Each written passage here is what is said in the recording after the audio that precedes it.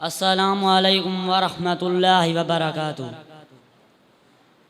नहमदुहु व नुसल्ली अला रसूलिहिल करीम। अम्मा बाद फ़अऊज़ु बिल्लाहि मिनश शैतानिर रजीम। बिस्मिल्लाहिर रहमानिर रहीम।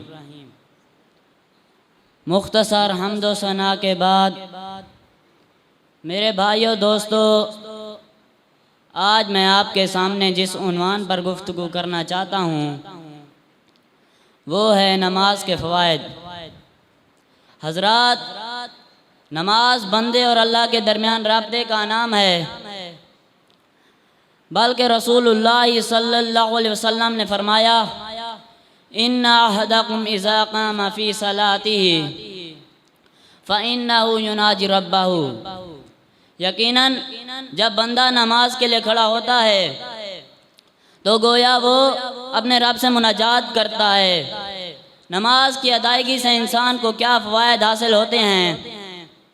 नमाज इंसान को रात सुकून व इत्मीनान देती है, जैसा कि रसूलुल्लाह सल्लल्लाहु अलैहि वसल्लम ने फरमाया, नमाज मेरी आंखों की ठंडक और दिल का सुकून है। नबी अलैहिस्सलातु वस्सलाम हज़रत बिलाल रज़ी अल्लाह ताला अन्हु को कहा करते थे कि ऐ बिलाल, अज़ान कहो और नमाज पढ़ें ताकि हमारे दिल को राहत और सुकून मिले। नमाज तमाम मुश्किलात का हल है। साहबी रसूल सल्लल्लाहु अलैहि वसल्लम फरमाते हैं, इज़ा ख़ज़्ज़बा अम्रुन सल्ला।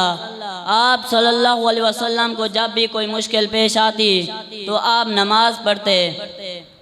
नमाज अल्लाह ताला के करीब होने का बेहतरीन ज़रिया है। अल्लाह ताला का फरमान है, कल्ला ला तुअतिउ वस्जुदु वक़्तरिब। आप हरगिज़ उसकी बात ना मानना, यानी अबू जहल की हरगिज़ बात ना मानना, क्योंकि वो बैतुल्लाह में नमाज पढ़ने से रोका करता था। मेरे भाइयों दोस्तों, नमाज हमारे प्यारे रसूल सल्लल्लाहु अलैहि वसल्लम की आंखों की ठंडक और दिल का सुकून है। मेरे भाइयों दोस्तों, नमाज इंसान को राहत, सुकून व इत्मीनान देती है। हमें भी चाहिए कि हम नमाज पढ़ें। आखिर में अल्लाह ताला से दुआ है, अल्लाह ताला मुझे और आपको नमाज कायम करने की तौफीक अता फरमाया। आमीन।